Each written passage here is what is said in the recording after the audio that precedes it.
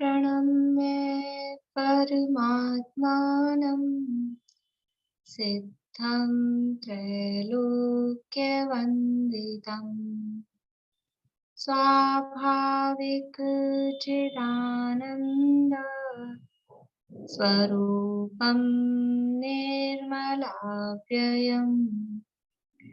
शुद्धजीवादिद्रव्याणां देशकं च जिनेश्वरम् द्रव्यसंग्रहसूत्राणां वृत्तिं वक्षे समासतः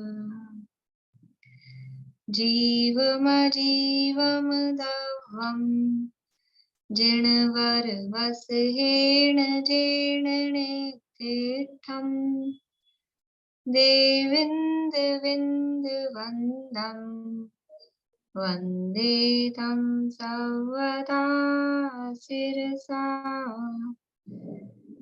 कहे जीव अजीव जिनवर वृषभ ने लोक में वे वंद्य सुरपति वृंद से वंदन करूं कर जोड़।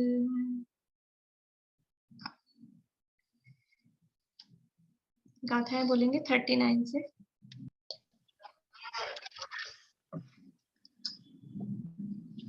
ये वृत्रव्य संग्रह नामक की शास्त्र है और इसकी ब्रह्मदेव सूर्य विरचित टीका के आधार से हम देख रहे हैं। और यहाँ तीसरा अधिकार मोक्ष मार्ग अधिकार, इसकी चर्चा अपनी चल रही है। इसके अंतर्गत सम्यक दर्शन का वर्णन 41 नंबर की गाथा में हम देखते हैं। गाथा का पाठ करते हैं। जीवादि सद्दहणं सम्मत्तं रूपमप्रणोतं तु दुरभिनिवेश विमुखं नाणं सम्मं खुहोदिसदीजम्। जीवादि पदार्थों का श्रद्धान करना वह सम्यक्त्व है और वह सम्यक्त्व आत्मा का स्वरूप है। इस सम्यक्त्व के होने पर ज्ञान विपरीत अभिप्राय से रहित सम्यक ज्ञान हो जाता है, ये यहाँ बताया। और अब इस सम्यक्त्व की विशेषताएं, सम्यक्त्व के क्या गुण हैं, किन दोषों से वो रहित होता है, वो चर्चा यहाँ बता रहे हैं। तो सबसे पहले सम्यक दर्शन 25 दोषों से रहित होता है। उसमें से 3 मूर्ता से रहित, वो बात बताई। और फिर उसके बाद में 8 मदों से रहित और 6 अनायतनों से रहित। सम्यक दृष्टि जो जीव है वो 6 अनायतनों से, अनायतन मतलब जो स्थान नहीं है, सम्यक दर्शन के स्थान नहीं है। या तो बात अनायतन किसके संदर्भ में चल रही है? सम्यक दर्शन के। तो सम्यक दर्शन के जो स्थान नहीं है, क्षेत्रवाची भी भाववाची भी, जो सम्यक दर्शन जिनके माध्यम से जिस जगह स्थान पे या जिनमें जिनको सम्यक दर्शन नहीं हो सकता है या जिनका संग करने से सम्यक दर्शन नहीं हो सकता है, वो सब अनायतन है। तो और आयतन क्या है? तो यहाँ परिभाषा दी है, सम्यक्त्वादि गुणों का आयतन। आयतन मतलब उनका घर, आवास, आश्रय, आधार, वो जहाँ सम्यक दर्शन हो सकता है वो सम्यक दर्शन का आयतन है। और जहाँ सम्यक दर्शन नहीं हो सकता है वो सम्यक दर्शन का अनायतन है। जैसे कि कोई सामान्य सज्जन पुरुष का, कोई सम्यक दर्शन मिथ्या दर्शन की बात नहीं, लेकिन सामान्य कोई सज्जन पुरुष, अच्छे चरित्र वाला पुरुष है, उसके लिए शराब जहाँ मिलती है, मतलब मदिरालय में, कि वेश्यालय की, ऐसी जो जुआ घर हैं, ये जगह उसके लिए क्या है? अनायतन है, वो जाने योग्य स्थान नहीं है। कि हम क्या हो गया, जाके खड़े ही तो हो रहे हैं वहां, जो बार वगैरह होती है, शराब जहाँ होती है, हम वहां जाके खड़े हो जाएं तो क्या दिक्कत है? कि आपकी सज्जनता पे प्रश्न चिन्ह लग जाएगा, सज्जन आपको मानना मुश्किल हो जाएगा। कि हम वेश्यालय में जाके खड़े ही तो हैं, हम कौन सा कोई वेश्या सेवन कर रहे हैं? कि वेश्यालय में पांव रखना ही वो अनायतन है। ठीक है, हम वहां तो नहीं जा रहे, लेकिन जो लोग शराबी हैं, मांसाहारी हैं, जुआरी हैं, वेश्याओं के साथ संपर्क रखते हैं, उनके साथ हम फ्रेंडशिप रखें, वो भी अनायतन है। यदि कोई सज्जन व्यक्ति है, अच्छे चरित्र वाला व्यक्ति है और वो अच्छे चरित्र वाला रहना चाहता है, तो जैसे ये सप्त व्यसन वो अनायतन है, और सप्त व्यसनी जो उन व्यसनों को करते हैं, वो भी उसके लिए जाने योग्य आश्रय के स्थान नहीं, वो सज्जनता के स्थान नहीं, वो अच्छे चरित्र के स्थान नहीं है। वैसे ही यदि हम सम्यक दर्शन प्राप्त करना चाहते हैं और यदि सम्यक दृष्टि है या प्राप्त करना चाहते हैं, तो ये कुगुरु, कुदेव, कुधर्म और कुगुरु को मानने वाले, कुदेव को मानने वाले, कुधर्म को मानने वाले, ये सब उसके लिए अनायतन है, जाने योग्य, मानने योग्य, पूजने योग्य, संपर्क रखने योग्य, संबंध बनाने योग्य नहीं है। जिनके आधार से सम्यक दर्शन उत्पन्न हो सकता है या टिका रह सकता है, वही सम्यक दर्शन के आयतन है। इसके अलावा अन्य सब अनायतन है। जिन जिन के आधार से सम्यक दर्शन नहीं हो सकता, टिका नहीं रह सकता, छूट जाने के चांसेस हैं, वो सब उसके अनायतन कहे जाते हैं। तो यहाँ 6 अनायतनों की चर्चा कल हमने की थी। अब है पेज नंबर 194, शंका आदि 8 दोषों के त्याग का कथन करते हैं।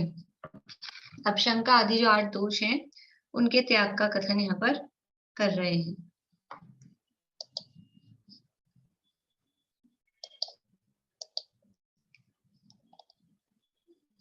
निशंकता आदि 8 गुणों का पालन करना, वही शंका आदि 8 दोषों का त्याग करना कहलाता है। शंका आदि तो 8 दोष हैं, लेकिन सम्यक दृष्टि इन 8 दोषों का त्याग करता है। और वो त्याग कैसे होता है कि इन 8 दोषों के विपरीत जो 8 गुण हैं, उन 8 गुणों का पालन करता है, तो वो 8 दोषों का त्याग अपने आप ही हो जाता है। उसी को 8 दोषों का त्याग कहते हैं। यानी नेगेटिव अप्रोच से कहेंगे तो शंका आदि 8 दोषों का त्याग कहेंगे, पॉजिटिव फॉर्म में कहेंगे तो निशंकित आदि 8 गुणों का पालन करना, ऐसा कहेंगे। निशंकित आदि 8 गुणों का पालन करना, वही शंका आदि 8 दोषों का त्याग कहलाता है। वह इस प्रकार है। कैसे है कि शंका आदि 8 दोषों का त्याग किस प्रकार से होता है, या निशंकित आदि 8 गुणों का पालन किस प्रकार से होता है? रागादि दोष अथवा अज्ञान असत्य वचन का कारण है। मतलब क्या है? शंका ये दोष है। शंका मतलब जिनेंद्र भगवान के वचनों में संदेह होना। शंका मतलब एक तो ऐसी शंका 2 अर्थों में यूज में लेते हैं। एक तो हमको डाउट है कुछ फेयर सेंस में, मतलब हमको समझने के लिए हमको जिज्ञासा है, वो वाली शंका, वो जिज्ञासा रूप शंका वो अलग। और यहाँ शंका का मतलब है कि संदेह है कि ये बात सच भी है कि नहीं, हमको तो डाउट हो रहा है ऐसा होगा कि भी नहीं होगा, ये है कि भी नहीं है। एक तो एक शंका ऐसी कि अपन समझना चाहते हैं, इसलिए हमको इसमें ये शंका है। दोनों के लिए अपन शंका वर्ड यूज में लेते हैं जनरली। लेकिन एक तो ऐसी संदेहात्मक कि मुझे शंका है कुछ ना कुछ गड़बड़ है, ऐसा वो संदेह वाला शंका। और एक ऐसा कि ये ऐसा है कि ऐसा है, समझ नहीं आ रहा, तो वो वाली शंका, जिज्ञासा वाली शंका। तो यहाँ कौन सी शंका है शंका के अंतर्गत? कि जो डाउटफुल वाली है ना, कि दाल में कुछ काला है, जो इस सेंस में जो शंका ली जाती है, वैसी वाली शंका। तो ऐसा जिनेंद्र भगवान के वचनों में शंका नहीं करना। यदि जिनेंद्र भगवान के वचनों में शंका होती है, तो वो शंका नाम का दोष कहलाता है। तो जिनेंद्र भगवान के कौन से वचनों में शंका नहीं करना? षडाला में कहा जिन वचन में शंका न धार, जिनेंद्र भगवान के वचनों में शंका नहीं करना। तो अभी तो आप शाम को तो पढ़ा रहे हो कि जिनेंद्र भगवान ने जो कहा है उसको आंख मीच के मत मान लेना, परीक्षा करना, निर्णय करना, और अभी आप कह रहे हो शंका मत करना। तो यहाँ परीक्षा करना वो निर्णय करने के लिए वो बता रहे हैं शाम को। लेकिन शंका का मतलब कि ये कहते तो हैं स्वर्ग है, नरक है, परभव है, मोक्ष जाते हैं, मैं जीव हूँ और अनादिकाल से दुख पा रहा हूँ। कभी कभी ऐसा ऐसा हमको आ जाए विचार कि क्या मालूम निगोद भी कुछ होता है क्या, क्या मालूम हम ये जो कह रहे हैं अनादिकाल से रुल रहे हैं, ऐसा कोई अनादिकाल होता है क्या, क्या मालूम मोक्ष होता है कि नहीं होता है। ये जो कह रहे हैं, ऐसे कोई वीतरागता कोई हो सकती है क्या, ऐसा कोई सर्वज्ञ हो सकता है क्या? ऐसी ये शंका कि ये हो भी सकता है कि नहीं, ये जो स्वरूप बताया जा रहा है 7 तत्वों का, 6 द्रव्यों का, ऐसे धर्म धर्म आकाश, ये कोई द्रव्य होते भी हैं क्या? दिखते तो है नहीं। कोई ऐसा कहो हाथ कंगन को आरसी मतलब प्रत्यक्ष प्रमाण, तो वो तो कोई दिखेगा नहीं। ये तो सब अनुमान से, अनुभव से ही जाने जाएंगे। तो ऐसा ऐसा शंका संदेह हो जाए मन में, आत्मा का अनुभव होता भी है कि नहीं होता है किसी को, ये खाली गप्पे ही हैं खाली, 13वां गुणस्थान, 14वां गुणस्थान, और ऐसी तेजस रिद्धि, तेजस पुतला, राहरक पुतला, ये सब कुछ भी होता है भी कि भी नहीं होता है। तो ऐसा ऐसा शंका कि ये मैं कहते तो हैं शरीर और आत्मा अलग अलग है, लेकिन एक ही तो दिखते हैं, एक ही तो है, अलग दिखते कहाँ है? तो ऐसी इन मूलभूत तत्वों के संबंध में यहाँ शंका की जो बात चल रही है, वो जो कोर्स मोक्ष मार्ग का बताया गया है, यानी मोक्ष मार्ग के संदर्भ में, देवगुरु धर्म के संबंध में, और 7 तत्वों के संबंध में, निज और पर के संबंध में, और अपने को हितकारी अहितकारी भावों के संबंध में, ये 5 चीजें ये कोर्स बताया है। इनके संबंध में शंका नहीं होनी चाहिए, इनके संबंध में डाउट, संदेह नहीं होना चाहिए। निर्णय करना है, इनका परीक्षा पूर्वक निर्णय करना है, लेकिन शंका नहीं, निर्णय करना है अपने श्रद्धान की निर्मलता के लिए, अपने भाव भाषण के लिए, अपनी दृढ़ता के लिए, उसके लिए परीक्षा करनी है, लेकिन शंका पूर्वक नहीं कि ये जो कह तो रहे हैं होता भी है कि नहीं, मतलब अंदर मन में ये चलता रहे ना कि जो कह तो रहे हैं अपन कर तो रहे हैं। जैसे किसी ने कुछ बता दिया, आप ऐसे ऐसे करो, यूट्यूब पे आती रहती है चीजें, ये जरा सा चुटकी भर ये डाल दो, फिर आप देखो इतना अच्छा ये बनेगा, कुछ भी खाने पीने की चीजें। तो अब वो कहते तो हैं, अब जाने बनेगा कि नहीं बनेगा क्या मालूम। तो वो ऐसा उसमें अपने को शंका होती है, डाउट रहता है, विश्वास, संदेह का मतलब है विश्वास ही वो नहीं हो कमजोर, जो यानी अविश्वास वाली जो चीज है उसका नाम है शंका। अविश्वास नहीं हो, जिनेंद्र भगवान के वचनों में अविश्वास वाली स्थिति ना हो। उन इसके लिए रत्नगंज शावकाचार्य में दिया, इदमेवम ईदृशम चैव तत्वम नान्यत् न चान्यथा, यानी तत्व यही है, इसी प्रकार है, अन्य प्रकार अन्यत्र नहीं है, अन्य प्रकार नहीं है। ऐसी जो दृढ़ श्रद्धा है, तत्व यही है, इसी प्रकार है, ये जो तत्वों का स्वरूप बताया गया है यही तत्व है और यही इनका स्वरूप है, इसके अलावा और कुछ भी नहीं है, अन्य कुछ नहीं हो सकता है। इस दृढ़ता का नाम है निशंकित अंग। जो भगवान ने स्वरूप बताया है वो स्वरूप वैसा ही है। वो इतनी दृढ़ता कब आएगी, जब हम परीक्षा करके चेक कर लेंगे। जब हम चेक कर लेंगे तब, जैसे अभी आप लोग परसों पहले जो कर रहे थे ना मोक्षा प्रकाशक का सतपथ वाला, तो वो अजान मान के संबंध में मैं निशंकित कि नहीं ये मेरा कंफर्म है, और वो मेल मिलाओ वाले में जरा था डाउटफुल मामला था, क्या है कि अभी भी डाउटफुल ही है वो मामला। उसका समाधान जिसको जो समझ में आता है वो अपने हिसाब से कर दीजिए, मुझे जो समझ में आया मैंने देखा। बोलिए भारती आंटी। अभी आपने वो बोला ना कि जैसे अभी यूट्यूब में आपने कोई रेसिपी देखी उस पर आपको अविश्वास, उस टाइप का अविश्वास का शंका कह रही है ना। पर हाँ जैसे मान लीजिए मैंने कुछ देखा और फिर मैंने उसको ट्राई किया, बना के देखा, और फिर वो चीज, फिर उसमें मेरी शंका मिट सकती है ना। हाँ, वो तो मैं क्या कहना उदाहरण चाह है। रही हूँ, जैसे आपने कहा ना कि ये शंका नहीं होनी चाहिए, इस टाइप की शंका नहीं होनी चाहिए, तो उस शंका का तो हम परीक्षा कर सकते हैं। हाँ कर सकते हैं, लेकिन परीक्षा करेंगे तो निर्णय सही आ ही जाएगा, लेकिन कुछ लोग शंका ही करते हैं, परीक्षा करते ही नहीं है कि क्या मालूम ये कह तो रहे स्वर्ग है नरक है, लॉजिक से लगाए तो अभी तर्क से सिद्ध करते हैं स्वर्ग भी है नरक भी है, अगला भाव भी होता है। लोग ये मानने को तैयार नहीं होते परभव भी होता है क्या, ये जीव क्या है, जीव का स्वरूप क्या है, जीव ऐसा मूर्तिक आत्मा कुछ अलग है, कर्म कर्म ऐसा मूर्त पौद्गलिक पदार्थ होता है, ये मानने को तैयार नहीं होते हैं। ये भी तो सब तत्वों के अंतर्गत ही है ना। कर्म की सत्ता स्वीकार करना, ये भी जिनेंद्र भगवान के वचनों में विश्वास होगा तब कर्म की जिस रूप में हम सत्ता कह रहे हैं उस रूप में सत्ता स्वीकृत होगी। अदरवाइज कर्म मतलब कोई जैसे कोई हवा में कोई होता है ना संस्कार है, मतलब ऐसे कोई कर्म कोई फिजिकल चीज है, ऐसा नहीं मानते हैं लोग, क्योंकि कर्म भी मूर्त पौद्गलिक फिजिकल वस्तु है। तो ऐसे ही आत्मा के संदर्भ में, ऐसे ही अन्य तत्वों के संदर्भ में। अच्छा, अब जैसे आज हम लोग को तो ये मौका मिल गया सुनने का, समझने का, पर जो मान लीजिए जिस घर में पैदा हुए हैं, जहाँ उनको ये सब कुछ बातें कभी सुनने को मिले ही नहीं, तो उनको किस तरह से श्रद्धान होगा? उनको तो हो ही नहीं सकता।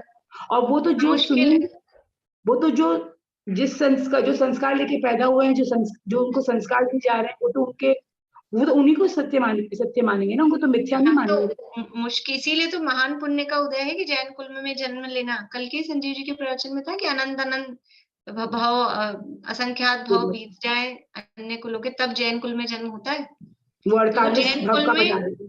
हाँ, जैन कुल में जन्म लेना और उसके बाद में जिनवाणी सुनने का अवसर मिलना, ये महान पुण्य के उदय से नहीं, इतने लाखों करोड़ों जीव, उनको ये बात सुनना दुर्लभ है। गुरुदेव बोलते थे काने पढ़ना दुर्लभ है, नहीं, जैन कान कुल में में भी आना। पैदा होके कितने जन सुनते हैं जैन कुल, हम लोग हाँ, कितने तो सुन रहे हैं। ये महान पुण्य का उदय होगा तो ही सुनने को मिलेगी, और फिर और महान पुण्य का उदय होगा तो वो विचार करेगा, वो परीक्षा करके निर्णय तक महान महान पुण्य का उदय। इसीलिए वो पीरभा दिया अपने मोक्षा प्रकाशक में, कोई मंद कषायादि का कारण पाकर, तो महान पुण्य का उदय हुआ तब ये सारे संयोग अपने को मिले।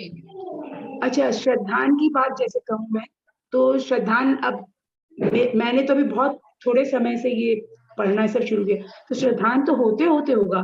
आज शुरू में मैं जब सुनती थी तो मेरे बहुत शंका रहती थी, मैं मतलब, पर अब, और वो श्रद्धान दृढ़ होने में तो टाइम लगेगा ना। हाँ, टाइम लगेगा। आज आज मतलब एकदम ब्लाइंडली भी नहीं कि भाई ये है कि ये सही है, मैं अब मेरे को ये श्रद्धान है पक्का, लेकिन तो भी अब मैं अभी भी मैं ब्लाइंडली इसको मतलब ब्लाइंडली करने को तो कह ही नहीं रहे, इसीलिए परीक्षा करने की बात तो खुद ने कही है कि परीक्षा करके निर्णय करना, अंधविश्वास वाली बात नहीं है। लेकिन विश्वास तो हो, विश्वास ही नहीं हो और बस खाली हाँ अब आपने कह दिया तो हम मान रहे, अंदर से हम, एक होती है ना चीज, अंदर से अपने को विश्वास तो नहीं है लेकिन अब कह रहे हैं तो ठीक है, कर रहे हैं। जैसे जबरदस्ती किसी ने, सासू जी ने कह दिया है ये चीज लो, कुल ये चीज अपेक्षा खाओ, ऐसा, हाँ, कुल मतलब कुछ अपेक्षा भी, तो अंदर से विश्वास नहीं है, वो वाली बात। किसी भी चीज पे डॉक्टर हो, कुछ भी हो, अंदर से विश्वास होता है तो उसका असर अलग होता है।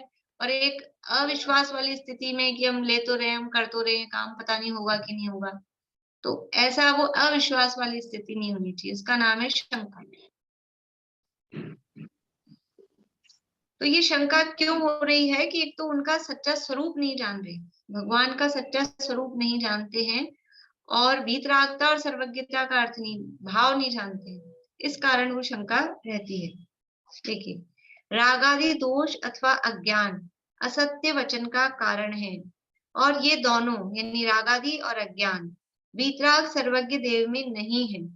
इस कारण उनके द्वारा कहे हुए हे उपादेय तत्व में, मोक्ष में और मोक्ष मार्ग में भव्यों को शंका, संशय, संदेह करना योग्य नहीं है। भगवान के वचनों में शंका करना योग्य क्यों नहीं है? क्योंकि वो वीतरागी है और सर्वज्ञ है, वो झूठ किसी भी आधार पे नहीं बोल सकते। यानी एक वहां जो बात कही है, पुरुष की प्रमाणता से वचन की प्रमाणता होती है।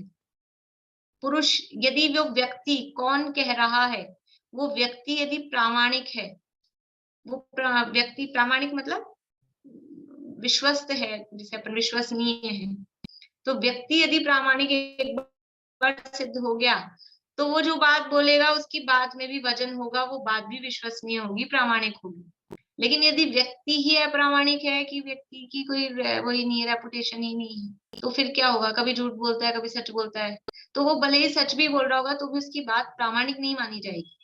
तो पुरुष की प्रमाणता से वचन की प्रमाणता होती है, लेकिन पुरुष की प्रमाणता के लिए भी क्या करना पड़ेगा कि उसकी कुछ बात से तो उसकी प्रमाणता देखनी पड़ेगी। तो कुछ वचन के आधार पे, किन्हीं बातों के आधार पे पहले उसकी प्रामाणिकता हम प्रूव कर लेते हैं, सिद्ध कर लेते हैं। उसके बाद में फिर वो जो कह रहा है भाई, ये इसने ये जो मूलभूत प्रयोजनभूत जो बात थी, प्रयोजनभूत बातों में जिसने गलत नहीं बोला, झूठ नहीं बोला, असत्य नहीं बोला, तो फिर अप्रयोजनभूत बात में वो क्यों असत्य बोलेगा? इसलिए एक आध दो चीज देख ली उसकी कि ये ठीक है, तो बाकी सारी चीजें भी उसकी सही होंगी। तो जो ये वक्ता है, ये जो उपदेश दे रहे हैं मोक्ष मार्ग का, ये कौन है? ये वीतरागी है और सर्वज्ञ है। वीतरागता का मतलब क्या है? सब कुछ नहीं, वीतरागता का मतलब है कि राग द्वेष से रहित हैं। किसी भी तरह से किसी भी प्रकार का राग और द्वेष उनमें नहीं है। और सर्वज्ञता का मतलब क्या है? कि सब कुछ जानते हैं, कोई भी बात उनसे छुपी हुई नहीं है। अभी असत्य बोलना, झूठ बोलने के पीछे दो ही रीजन होते हैं, या तो वो राग द्वेष हो, किसी से कोई ना कोई उनको प्रेम हो, कि किसी से द्वेष हो, कोई शत्रु हो, कोई मित्र हो, तो वो झूठ बोले, या फिर वो जानते ही नहीं हो बातें पूरी, तो झूठ बोले। तो वो बातें भी सारी जानते हैं और किसी से कोई लाग लपेट राग द्वेष वो है नहीं, तो फिर झूठ बोलने का प्रयोजन क्या होगा?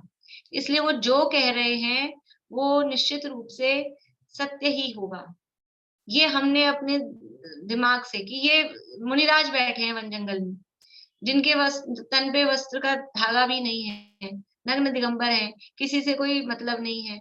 अब ये कोई बात कह रहे हैं, तो इनको क्या प्रयोजन हो सकता है आके जबरदस्ती झूठ बोले?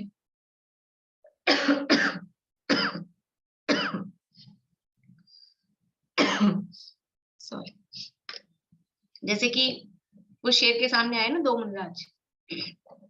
मुनिराज आए शेर के सामने, तो वो शेर ने क्या विचार किया? ये उसका ये तत्व विचार चला, ये क्या क्या सोचा होगा उसने अंदर में। अपन तो अपने हिसाब से सोचे, मतलब वो भी सैनी पंचेंद्रिय, तो कुछ इस तरह से सोचता होगा कि दो मुनिराज उतर के आ गए नग्न दिगंबर। मुनिराज शब्द भले ही नहीं जानता हो, कि दो मनुष्य जैसे कोई आ गए हैं। अब इनको क्या मतलब था?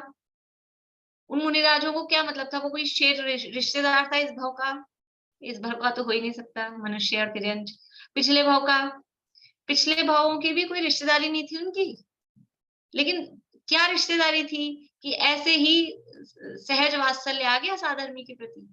साधर्मी क्योंकि वो बनने वाला था ना भगवान जैन, अभी समय दर्शन लेने वाला है, तो सहज ही वात्सल्य आया। और उन्होंने जो उपदेश दिया, तो उसमें क्या सोचा कि इनको भाई ये मुझे जबरदस्ती उपदेश क्यों दे रहे हैं? इनके मन में कोई मेरे से कोई ना तो राग है, ना मेरे से कोई द्वेष है, और ये जो कह रहे हैं वो बात सत्य है। झूठ क्यों बोलेंगे? जबरदस्ती उतर के आएंगे आकाश से झूठ बोलने को, तो वो विश्वास होता है।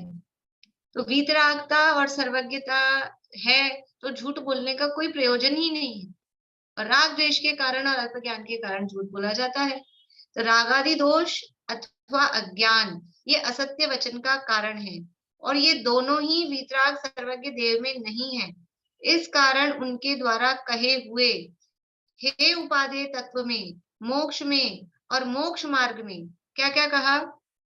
हे उपादेय तत्व, मोक्ष और मोक्ष मार्ग, यहाँ 3 कहे। शाम को हम 5 पढ़ रहे हैं। अंतर है क्या कुछ? कि वही बात है, उसमें समझ लीजिए, इसमें गर्भित कर लिए।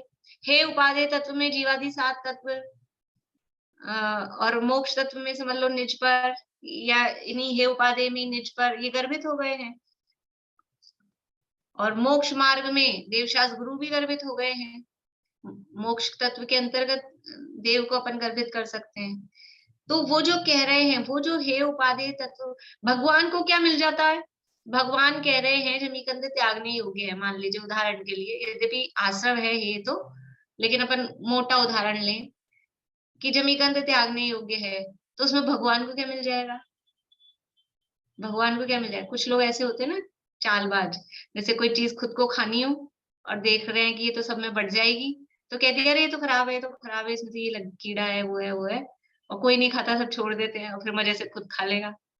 तो ऐसा कोई भगवान को खाने थे और सबको कह दिया कि तुम तो छोड़ दो, ऐसा कोई मतलब, या भगवान की कोई शत्रु की आलू की खेती थी और इसके आलू ना बिके, ऐसा कोई, ऐसा कोई राग द्वेष, तो ऐसा कोई प्रयोजन तो नहीं था, ऐसा कोई बात तो नहीं थी। तो फिर क्यों उन्होंने ये हे है और ये उपादेय है? मतलब आश्रव हे है और संवर्ण ऋचा उपादेय है, कि अपना शुद्धात्मा उपादेय है, ये क्यों कहा उन्होंने? कि वास्तव में आश्रव बंध दुखदाई है ना, ये हमको समझ में आता है कि नहीं, हमको फील होता है कि नहीं? ये प्रत्यक्ष हमको आश्रव भाव रागादि प्रगट ये दुख देन, ये हमको स्पष्ट रूप से दुख देने वाले दिखाई दे रहे हैं कि नहीं दिखाई दे रहे? जो ये मोह राग द्वेष के परिणाम हैं। फिर भी हम नहीं माने तो वो अपनी गलती है। तो यहाँ ये वीतरागी और सर्वज्ञ जो भगवान है, वो झूठ क्यों बोलेंगे? वो झूठ नहीं बोलते हैं, इसलिए वो जो बोल रहे हैं उसमें शंका नहीं, इसलिए उन्होंने जो मोक्ष मार्ग बताया है, जो मोक्ष का स्वरूप बताया है, जो हे उपादेय तत्व बताए हैं, उसमें हमें शंका नहीं करनी चाहिए। क्योंकि ये किसी भी रूप में इनके पास झूठ बोलने का कोई काम ही नहीं है। कोई आधार तो हो, कोई कारण तो हो कि ये झूठ बोले। तो कोई कारण इनके पास झूठ बोलने का नहीं है। इसलिए इन्होंने जो ये हे उपादेय तत्व बताए हैं, मोक्ष बताया है, मोक्ष मार्ग बताया है, इसमें हमें भव्यों को यानी हमें शंका, संशय, संदेह करना योग्य नहीं है। देखिए अभी आगे फिर कहानी की बात करें, एक बार ऊपर से फिर से पढ़ देती हूँ। रागादि दोष अथवा अज्ञान असत्य वचन का कारण है, और ये दोनों रागादि और अज्ञान वितराग सर्वज्ञ देव में नहीं है। इस कारण उनके द्वारा कहे हुए हे उपादेय तत्व में, मोक्ष में और मोक्ष मार्ग में भव्यों को शंका, संशय, संदेह करना योग्य नहीं है। इसलिए जिनेंद्र भगवान के वचनों में शंका नहीं करनी चाहिए। और जो प्रयोजनभूत तत्वों के संबंध में, क्योंकि इसके संबंध में तो हम कुछ चेक कर सकते हैं, कुछ परीक्षा मतलब हम खुद फील कर सकते हैं ना, हम खुद चेक कर सकते हैं ये चीज। जैसे कोई चीजें होती है ना कि दुकानदार देता है कि आप खुद चेक कर लो। जैसे सब्जी वाले होते हैं वो ऐसे पकड़ा देंगे, लो आप चख के देख लो। कभी कभी तो बंदार देते हैं कोई चीजें ऐसी हो कि लो आप तो खा के लेके जाओ। बड़ा फल जैसे ये पपीता वगैरह कुछ ऐसी चीज हो तो वो तो क्या आपको चखा के दे देंगे कि आप खुद चेक कर लो। तो ऐसे ही ये जो प्रयोजनभूत तत्व हैं, इनके संदर्भ में हम खुद चेक कर सकते हैं कि जिनको हे कहा है वास्तव में वो हे है। क्यों कहा है उनको हे? कि वो वास्तव में दुख के कारण है। जिनको उपादेय कहा है वो वास्तव में सुख के कारण है, इसलिए वो उपादेय है। मैं कौन हूँ, पर क्या है, मोक्ष का मार्ग यही है। इसके अलावा मोक्ष मतलब क्या? मोक्ष मतलब वो स्थान नहीं। मोक्ष का मतलब है दुखों से छूटने का उपाय। दुखों से छूटने का उपाय, इसके अलावा और दूसरा कोई नहीं है। ये हमको समझ में आ रहा है कि नहीं आ रहा? अब तक हमने इतने सारे उपाय करके देखे, अनादिकाल से आज तक कर क्या रहे थे? अभी भी हम कर क्या रहे हैं? सुबह से लेकर शाम तक सुखी होने का ही तो प्रयास कर रहे हैं। सुख प्राप्ति हेतु प्रयत्न करते, फिर क्या हुआ? थोड़ा बहुत तो हो गया, थोड़े बहुत तो हो गए ना सुखी। अगर सुखी हो गए होते तो प्रयत्न क्यों करते रहते? हम सुबह से शाम तक प्रयत्न में लगे हैं, इसका मतलब क्या है? इसका मतलब है कि हम सुखी नहीं हैं। अगर सुखी होते तो हम प्रयत्न क्यों करते रहते बार बार में? तो हम सुख प्राप्ति हेतु प्रयत्न कर रहे हैं, लेकिन सुख ज्यादा दूर है। सुखी तो होना बहुत दूर की बात है, वो सुख दूर दूर दूर हो रहा है। दूर हो रहा है, इसका मतलब क्या है? हम उल्टे रास्ते चल रहे हैं। तभी तो दूर होता है। हमको जाना इस दिशा में था और हम इस दिशा में जा रहे हैं, तो इस अपनी मंजिल से हम दूर दूर दूर दूर होते जा रहे हैं। तो सुख प्राप्ति के लिए हम जो प्रयास कर रहे हैं वो सब क्या है? वो सब उल्टे उपाय हैं। यानी जो दुख के कारण थे उन्हीं को हम सुख का कारण मानकर उन्हीं का उपाय वही वही इकट्ठे कर रहे थे। तो यहाँ जो सर्वज्ञ भगवान ने बताया है कि ये दुख के कारण है, आश्रव बंध, संवर निर्जरा मोक्ष वो सुख के कारण है, तो ये सही तो है। ऐसा अपने को समझ में आता है तो विश्वास जमता है, फिर शंका उत्पन्न नहीं होती है। वहां शंका आदि दोष के त्याग के संबंध में अंजन चोर की कथा प्रसिद्ध है। अंजन चोर की कथा तो प्रसिद्ध है, किसको नहीं पता? सबको पता है, इसलिए उन्होंने भी नहीं लिखी कि वो तो प्रसिद्धि है, तो वो सबको पता ही है। इसलिए अब जो अप्रसिद्ध है वो मतलब प्रसिद्ध तो वो भी है जो दूसरी है, लेकिन फिर भी इतनी कॉमन नहीं है निशंक के तंग के संबंध में। अंजन जोर का ही नाम आता है। यदि हम पूछते हैं निशंक के तंग में कौन प्रसिद्ध हुआ, तो अंजन चोर। इसके संबंध में यह फुटनोट दिया है कि वो देखो कहानी तो ऐसी भी चलती है अंजन चोर के संदर्भ में, आड़म ताड़म कछु न जानम सेठ वचन परमाणम। तो वो ऐसे आड़म ताड़म बोलने से मतलब नमोकार भी सही नहीं बोल रहा है, आड़म ताड़म ऐसे करके बोल रहा है, तो वो ऐसा बिल्कुल अच्छा भी नहीं लगता है कि ऐसे कैसे अविनय से बोल रहा है। लेकिन जो भी एक्चुअल में क्या है कि कहानी कुछ हुई। अब कहानी ये मोक्षम प्रकाशक में भी 8वें अधिकार में बहुत आने वाला है, उसी का रेफरेंस नीचे दिया है 8वें अधिकार का ही, कि प्रथमा नियोग की शैली है कि एक घटना हुई फाइनल में, मतलब हुआ क्या फाइनली कि वो अंजन नाम का चोर था और उसको सम्यक दर्शन प्राप्त हुआ और वो मुनि बन के मोक्ष गया है। ये एक घटना हुई है। अब उसको किस किस तरह से प्रस्तुत किया जा रहा है, तो उसके साथ में ऐसी कहानी भी थी कि वो हार लेके चुरा के भागा था और पीछे से चोर पड़ गए थे, और वो चोर नहीं बाबा सिपाही पीछे पड़ गए थे। अब उसने देखा मुझे मरना तो है ही, शमशान में पहुंचा। तो शमशान में पहुंचा तो एक आदमी क्या कर रहा था कि वो ऊपर चढ़ रहा था पेड़ पे, नीचे उतर रहा था और नीचे बहुत सारे भाले वाले तलवारें लगी हुई थी सब। तो उसने पता किया कि ये ऐसा करने से वो सारे रस्सियां काट दो तो विद्या सिद्ध हो जाएगी। तो उसने, ये तो कहानी चल रही है कि उसने सोचा मरना तो है ही, ये कर लूंगा तो मेरे को विद्या सिद्ध हो जाएगी तो बच भी जाऊंगा, ऐसा उसने सोच के, लेकिन उसने विश्वास किया कि ऐसा कुछ होता है, हो सकता है। नहीं तो जान तो बचाना ही चाहता था ना, और कहीं भागता छुपता सीधा का सीधा भालू पे पड़ के क्यों मरता।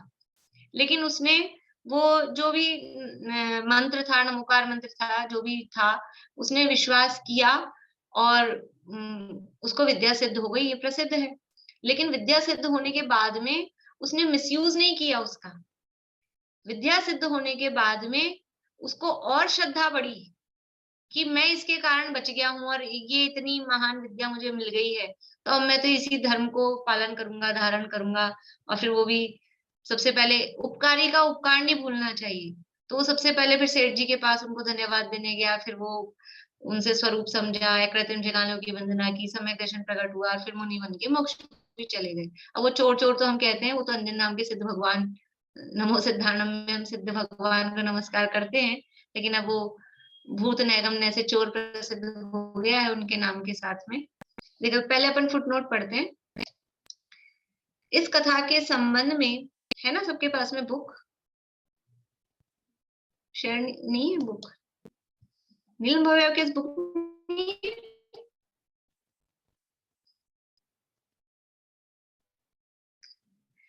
चलिए मैं शेयर कर देती हूँ।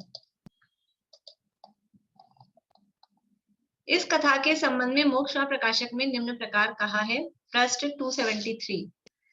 तथा प्रथमानुयोग में उपचार रूप कोई धर्म अंग होने पर वहां संपूर्ण धर्म हुआ कहते हैं।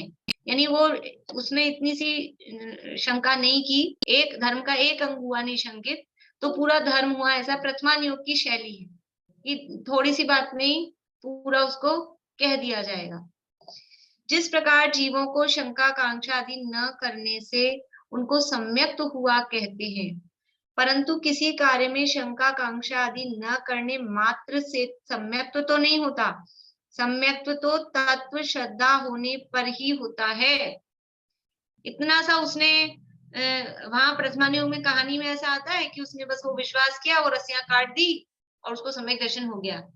ऐसे ऐसी निशंकता से सम्यक दर्शन नहीं होता है। वो तो उसने शंका नहीं की, तो ये व्यवहार से उसको सम्यक हुआ कहा, लेकिन वास्तव में सम्यक तो कब होगा? कल ही पढ़ा है हमने कि तत्व विचार करे तो तब तक तो सम्यक का अधिकारी है, और सम्यक दर्शन होगा कब? अकेला विचार करने मात्र से नहीं, तत्व निर्णय करे, सच्ची श्रद्धा करे, आत्मा की प्रतीति हो, तब वास्तव में सम्यक होता है। तो ये इतना सा किया, शंका कांक्षा आदि नहीं की, उतने मात्र से सम्यक तो नहीं होता है, निश्चय वास्तव में नहीं होता है। ये जो उसको सम्यक तो हुआ कह रहे हैं, ये व्यवहार से, उसने व्यवहार से विश्वास किया तो व्यवहार से उसको सम्यक हुआ कहते हैं, परंतु किसी कार्य में शंका कांक्षा आदि न करने मात्र से सम्यक तो नहीं होता। देखो सम्यक दृष्टि निशंक होता है, सम्यक दृष्टि को शंका कांक्षा आदि ये दोष नहीं होते। लेकिन किसी, कोई मिथ्या दृष्टि भी जीव है और किसी तत्व के संबंध में वो निशंक है, शंका नहीं है, भोगों की उसको आकांक्षा नहीं है, तो उसको भी व्यवहार से सम्यक दृष्टि, उपचार से कह दिया जाता है, लेकिन इतने मात्र से वो सम्यक दृष्टि, सच्चा सम्यक दृष्टि नहीं होता। सम्यक्त तो तत्व श्रद्धा होने पर ही होता है। सम्यक्त तो कब होता है कि जब तत्व श्रद्धान होता है तब ही होता है। परंतु यहाँ निश्चय सम्यक्त का तो व्यवहार सम्यक्त में उपचार किया तथा व्यवहार सम्यक्त के किसी अंग में संपूर्ण व्यवहार सम्यक्त का उपचार किया, इस प्रकार इनको उनको उपचार से सम्यक्त हुआ कहते हैं। देखो क्या किया यहाँ पर,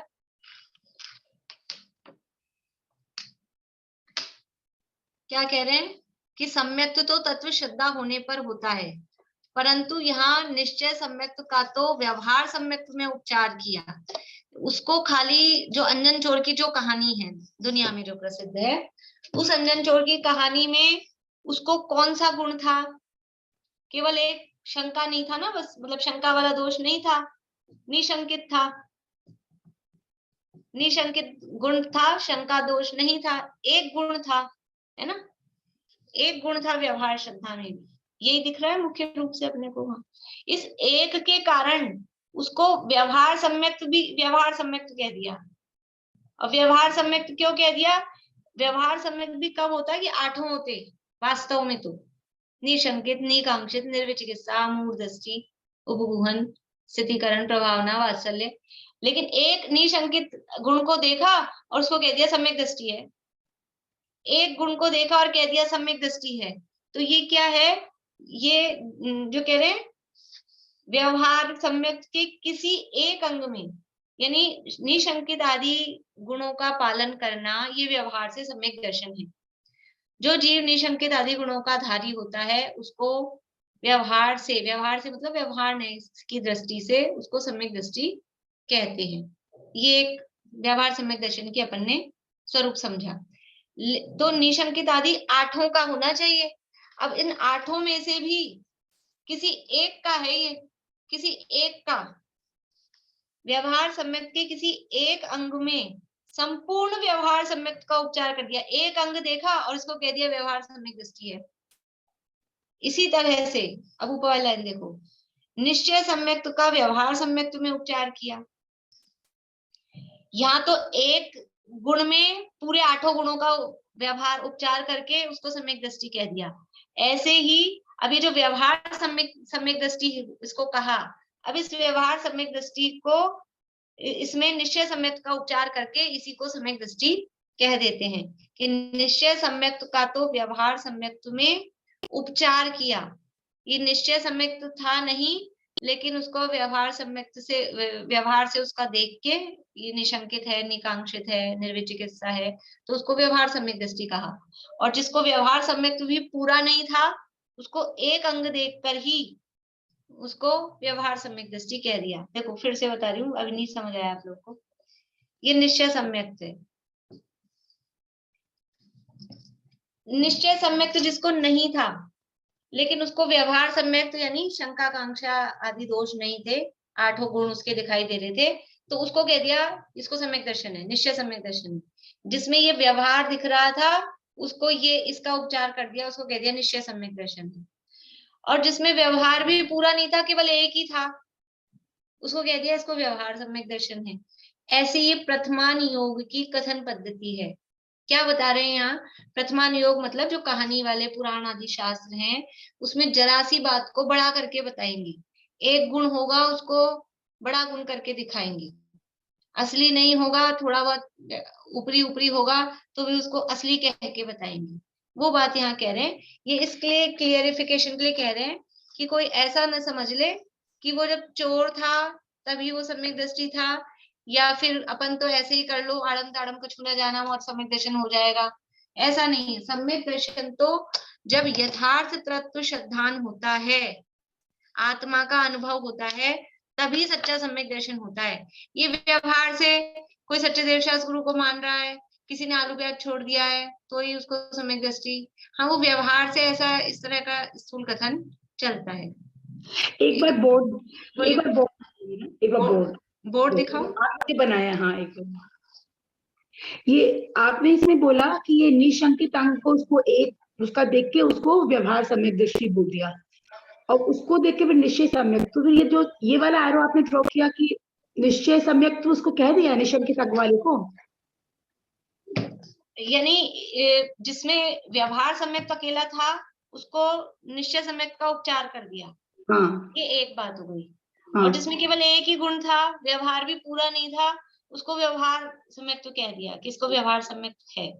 तो मतलब इस तरह से निश्चय सम्यक कहा, इस तरह से निश्चय सम्यक तो नहीं कहा, मैं समझी। हाँ, यानी यहाँ जो कह रहे हैं कि निश्चय सम्यक, यहाँ निश्चय सम्यक का तो व्यवहार सम्यक में उपचार किया, निश्चय सम्यक का तो व्यवहार सम्यक में उपचार किया, यानी ये व्यवहार सम्यक था, व्यवहार में पूरे 8 अंगों का पालन हो रहा था। उदाहरण के लिए कि 8 अंग के पालन वाले को हम व्यवहार सम्यक कह रहे हैं। तो जिसको पूरे 8 अंगों का पालन हो रहा था उसको कह दिया निश्चय सम्यक नहीं था, लेकिन फिर भी उसको कह दिया सम्यक दृष्टि है।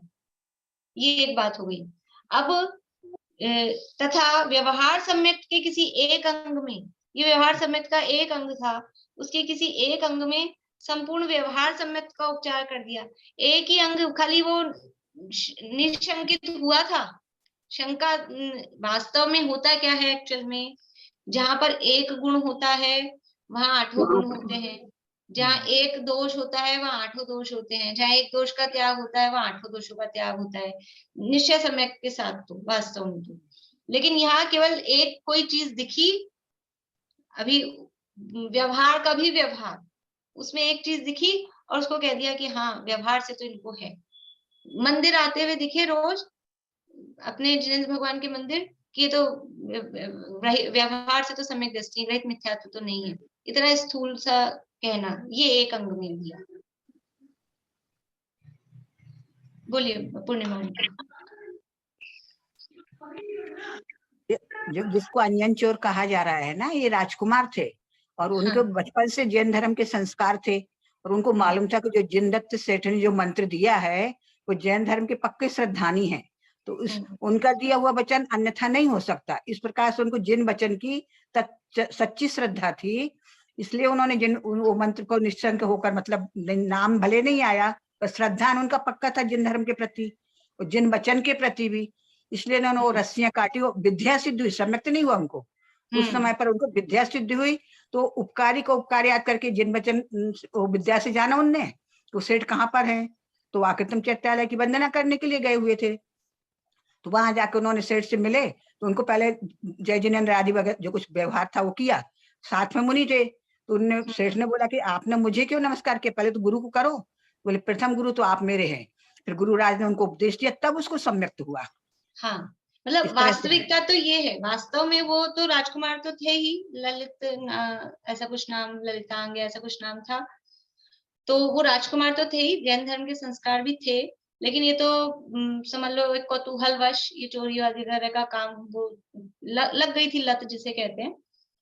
लेकिन जो कहानी जो चलती है यहाँ, जो मोक्षा प्रकाशक में दिया है ना, कहानी जो इस तरह से चलती है ना दुनिया में, तो वहां पर भी अगर उस रूप में भी उस कहानी को प्रस्तुत किया जाता है, और यहाँ भी अभी उनको सम्यक दर्शन नहीं हुआ है, खाली वो रस्सियां काटने मात्र से वो सम्यक दृष्टि नहीं हुआ है, तो उसको फिर भी सम्यक दृष्टि कह के कहानियों में प्रस्तुत किया जाता है। तो वो किया गया है तो वो कोई गलत है कि सर्वदा झूठ है, ऐसा नहीं, लेकिन उसका अभिप्राय समझना चाहिए कि प्रथमान योग की कथन शैली ऐसी है। प्रथमान योग में एक अंग होने पर संपूर्ण अंग, और व्यवहार सम्यक होने पर ही उसको निश्चय सम्यक का उपचार उसमें कर देते हैं। ये प्रथमान योग की शैली है। इसका मतलब ये है कि हमको सावधानी रखनी चाहिए कि प्रथमान योग कह रहा है कि ये सम्यक दृष्टि है, तो वास्तव में वो आत्मानुभव पूर्वक निश्चय सम्यक दृष्टि है कि उपचार से सम्यक दृष्टि है, कि हम दूसरे का निर्णय करने के लिए नहीं, कहीं हम अपने आप को इतना सा करके और हम अपने आप को समझने लग जाएंगे हम तो सम्यक दृष्टि हो गए, तो ऐसा नहीं होगा। हमको अपने निर्णय के लिए कि सम्यक दर्शन तो वास्तव में तत्व निर्णय पूर्वक, तत्व की प्रतीति पूर्वक, आत्मा की अनुभूति पूर्वक ही सम्यक दर्शन होता है। ये बाहरी इतने से क्रियाकलाप का नाम सम्यक दर्शन नहीं है। इसके लिए ये अपने अभिप्राय को सही करने के लिए यहाँ पर सावधान किया है कि प्रथमान योग में तो कहानी इसी तरह से की जाती है और एक बात को बड़ा करके बताया जाता है, किसी एक चीज को। अभी इसमें तो 8वें अधिकार में तो है ये चर्चा, रावण नरक क्यों गया, सीता को उठा लाया इसलिए नरक गया, तो सीता को उठा लाया, हाथ तक नहीं लगाया सीता को। ये तो अग्नि परीक्षा से सीता निर्दोष सिद्ध नहीं हुई, रावण निर्दोष सिद्ध हो गया कि उसने सीता को हाथ भी नहीं लगाया था। फिर नरक क्यों गया? लेकिन ऐसे ही कहा जाता है, नरक जाने का परिणाम वो बहुआरम परिग्रहत्वम नारकस्य आयुष्य है।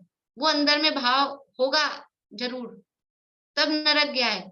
लेकिन कहा क्या जाएगा, प्रथमान योग की शैली है। नरक क्यों गया? सीता को उठा लाया इसलिए नरक गया। तो ये प्रथमान योग की शैली को हमको समझना पड़ेगा। ऐसे ही तो एक और वहां उदाहरण दिया है 8वें अधिकार में, समय तो अपना हो गया, कि एक राजा मधु था, वो परिस्त्री को उठा लाया था और अकेला, इसने तो हाथ भी नहीं लगाया था, वो तो उसके साथ बिल्कुल, वो तो दोनों पति पत्नी की जैसे रहे खूब समय तक, और फिर भी वो नरक नहीं गया, फिर भी वो दोनों भोग भूमि में चले गए। तो फिर अब क्या करें? तो बस वहां उस परिस्त्री हरण का दोष बताना था, इसलिए वो रावण सीता को उठा लाया, इसलिए वो नरक गया, ऐसा कहेंगे। ये शैली इसलिए बहुत ये पढ़ने योग्य, निश्चय व्यवहार नए और 4 अनुयोग, ये पहले पढ़ लेने चाहिए शुरू में, क्योंकि जिनवाणी की कथन पद्धति नहीं पता लगेगी तो पढ़ तो लेंगे, कुछ का कुछ समझेंगे, सही अभिप्राय नहीं निकाल पाएंगे।